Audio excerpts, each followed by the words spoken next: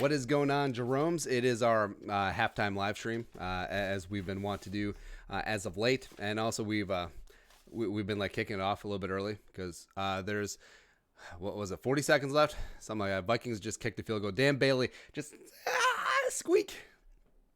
So the Vikings right now down 14-10, 31 seconds left to play in the first half. How do we feel? How do we feel about the Vikings in the first half? Felt like, a couple of long-ass drives given up to the Niners, a couple missed opportunities, but also I feel like the Vikings are certainly standing toe-to-toe with the Niners. I think that there are a couple of great mismatches that go in the Vikings' favor, and also just getting a little bit lucky there. I mean, Eric Kendricks, by the way, not a Pro Bowler, first team All-Pro, Eric Kendricks, making his presence felt immediately in the run game as well as in coverage. He's had a couple of great pass breakups on Kittle, as well as, of course, had that interception where he just read Jimmy Garoppolo like he was one of those young adult books in middle school, The Outsiders. Such a great book. And also, The Outsiders, the movie. All right, now I got to look this up. The Outsiders. Outsiders movie is like a who's who of 80s and 90s movie stars. So the cast is C. Thomas Howell, who's Pony Boy, who's probably like the least well-known person, even though he was the lead.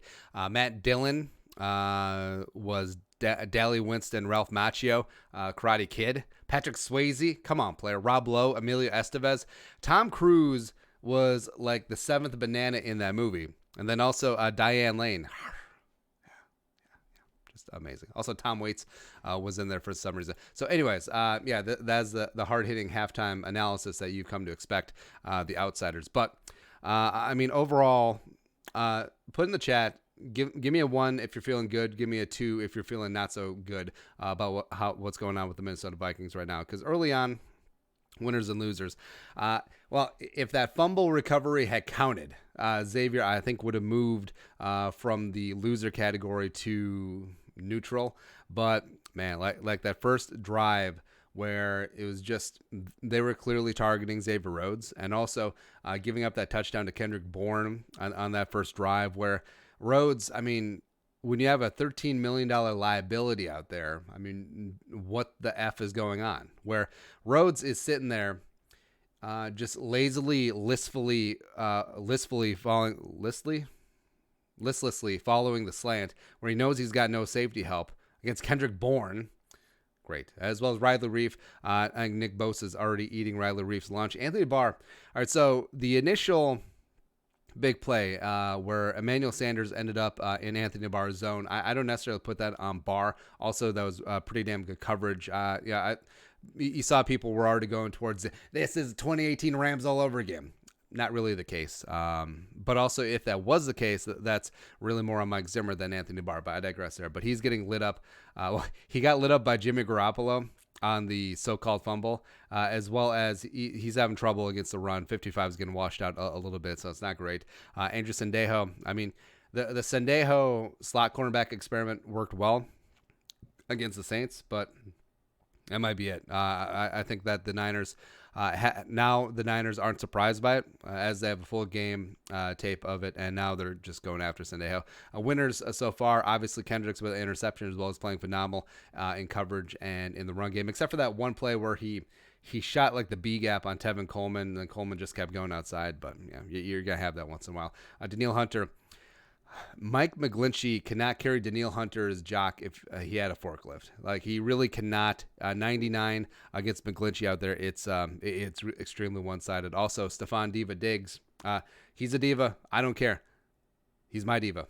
Damn straight. And he stepped up with that 41-yard touchdown catch and run, which is something that I wish the Vikings receivers and Kirk would do more, where that throw wasn't a back shoulder throw, but it was one of those, hey, I'm going to put this ball in this spot, and the receiver is just going to go get it. So it is akin to a back shoulder throw.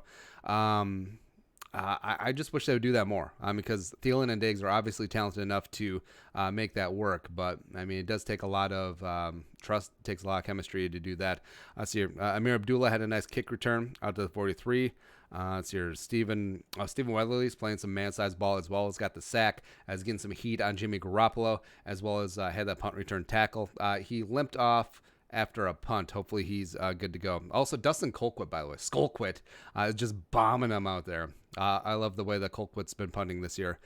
Really nice and refreshing that the Vikings actually have a solid punting unit. If you want your questions answered, toss them in the super chat as we're just hanging out. Thank you very much for making this part of your game day experience, as the Vikings are hanging around out in the Bay Area. Santa Clara, powerful San Jose stand up, and I love it. And yeah, Diggs is open on every single play. He really is. And it is partly on Kirk Cousins. It is on the offensive line. It is on Stefanski for not making Diggs a primary read. But, I mean, Diggs is one of the cleanest route runners in the league for a reason. And there's also a reason that you put up with some of his baloney. And that's because he can get open. He can make big plays. And I'm just waiting for him. As well as... Thielen out there. It was concerning right away where Thielen wasn't starting because it was Diggs and BC out there. Thielen didn't come in until third down, but he's got a couple of catches under his belt. Looks like he's running okay for a guy who's had a recent hamstring injury that had been twice re-aggravated, as well as a guy who has a giant gash on his heel. So hopefully that glue is holding up.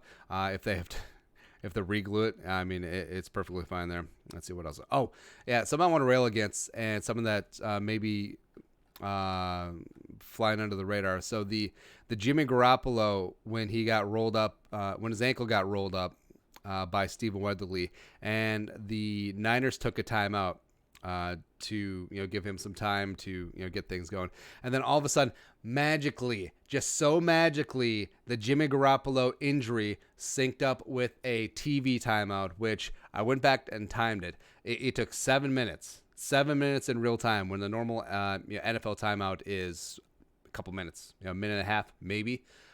So Jimmy Garoppolo had 7 full minutes to just get his mind right. I mean, it's something that it flies under the radar, except it's such a competitive disadvantage at that spot where it's just like, oh, how magical. And you're not telling me that if Kirk Cousins got rattled, Vikings take a timeout, if they wouldn't, their ass wouldn't be on the field right away, or it'd be a normal commercial break. Please get out of here. Minnesota Vikings Super Chat $2 says, what do you think the final score will be? I can still get 27-23 out of it, so I'm still going to roll with that. So 27-23, hit it up. Man. I don't know. I just feel good. I feel like the Niners sort of are who we thought they were. Trent Zimmerlin, $2 in Super Chat. Worried about 33. I can't run straight this game. Well, I mean, the Niners have a great front seven. I think it is a spot where if the Vikings just keep hammering on them, they will eventually break later on in the game. And, yeah, they are great at stopping the outside zone because they practice against a similar running game every single day in practice, as well as they're extremely disciplined when it comes to the screens. Where how many screens did Dalvin get where he ended up at the line of scrimmage or a loss of yardage? I think that's just a great testament to the Niners defense, but also it's something that you can't really get away from, and I think it's something that you just have to keep going back to, and eventually Dalvin's going to wear them down and bust a big one. Yeah, Brian O'Neill having a bit of a tough time out there today, but yeah, it's probably sort of due. Yeah, but overall, like, how are we feeling? Doing all right? I'm feeling all right. Where after the first 3 and out, and where it was run, pass, 3 and out, no bueno. Cousins sort of all over the place. No, we don't like that. And then the Niners just marched down on that first drive and just jammed it straight up the Vikings' deuce. And you're just like, oh, here we go. This is going to be a long day. This is going to end up 36-3. And, just great, grand, wonderful. And then, we could watch at least we get to watch the Packers lose to the Niners in the NFC title game, all that stuff. But feel good.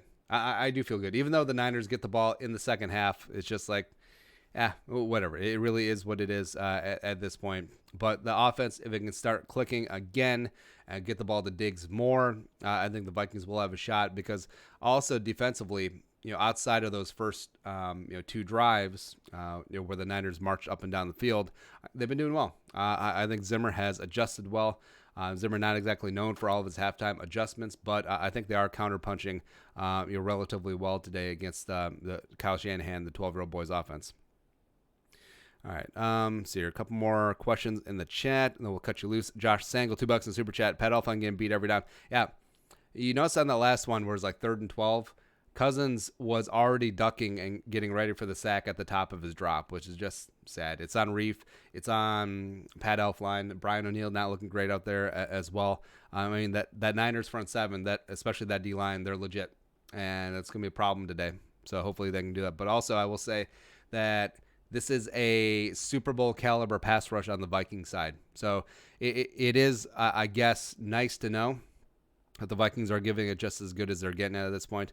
MS Boy, $2 super chat. Need gunslinger Kirk, not the time to be safe. IMO. Well, there's nothing to lose.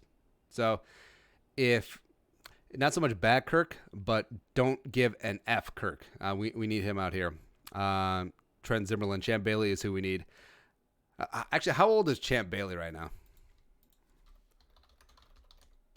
I want to say over under 46 for Champ Bailey. I'm gonna say under. Oh, he's only 41. Oh, never mind. He's the same. Wait, isn't Champ Bailey in the Hall of Fame already? Yeah. So he was in this year. Yeah, because he spent the preseason 2014 with the Saints.